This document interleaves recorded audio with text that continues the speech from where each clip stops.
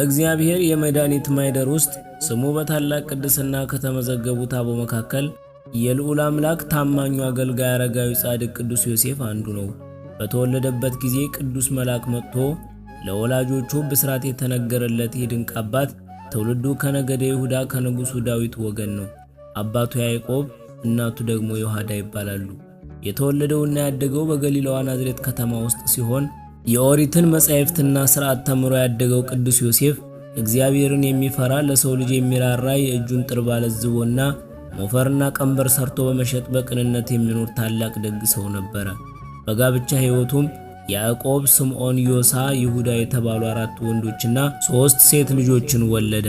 ከእነዚህም መካከል 3ቱ የጌታችን ታላላቅ ሐዋርያት ለመሆን በቅተዋል። ሚስቱ በኬብሮን መሬት ከተለየችው በኋላ በ52 ዓመቱ በብቸኝነት ይኖር የነበረ ጻድቅ አባታችን ነው።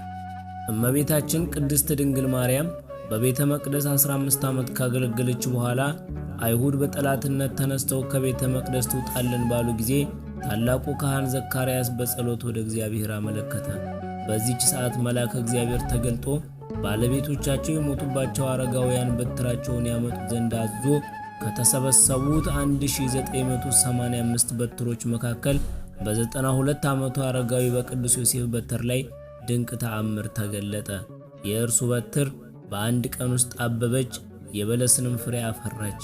በበትሩም ላይ ኦ ዮሴፍ እቀባ ለማርያም፣ ዮሴፍ ሆይ ማርያምን ጠብቅ የሚል የመለኮት ጽሑፍ ተስሎ ተገኘ።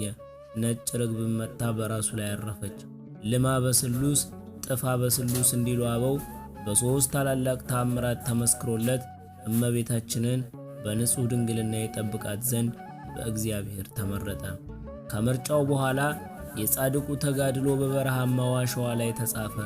ጌታችንን ከጨካኙ ከሄሮድስ ሰይፍ ለማዳን ከእመቤታችንና ከቅድስት ሰሎሜ ጋር በስተርጅናው ወደ ግብጽ ተሰደደ። ወየ ዮሴፍ ብሔረ ግብጽ ተንሲኦ ምንዋሙ መልአከ እግዚአብሔር ሌሊት ተበከመ ነገሮ በሕልሙ እንዲል ደራሲ 3 ዓመት ከመንፈቅ ሙሉ የረሃቡን የጽሙን የሐሩሩንና የሌሊቱን ቁር ታግሶ በረሃ ለበረሃ ተንከራተተ።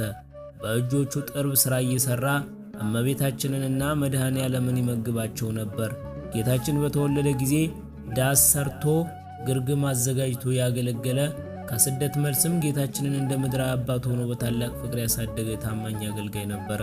አይሁድም ጌታን ወልደ ዮሴፍ ያሉት ይህ አባታዊ ፍቅሩን አይተው ነበር። ቅዱስ ዮሴፍ በ114 ዓመቱ በታመመ ጊዜ የዓለም ጌታ ኢየሱስ ክርስቶስ ተገልጦለት ምን እንዳደርግልህ ትወዳለህ ሲል በጠየቀው ጊዜ ጻድቁ አረጋዊውን በታላቅ ትሕትና በሞትኩ ጊዜ ሥጋዬን በምድር አታስቀርብኝ ብሎ ለመነ።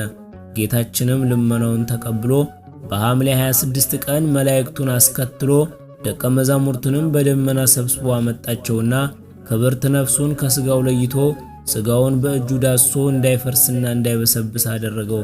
በምድር ላይ በጌታችን እጅ የተገነዘ ብቸኛ ጻድቅ በመሆን ሥጋው በክብር ወደ ብሔረ ብፁዓን እንዲገባ ተደረገ።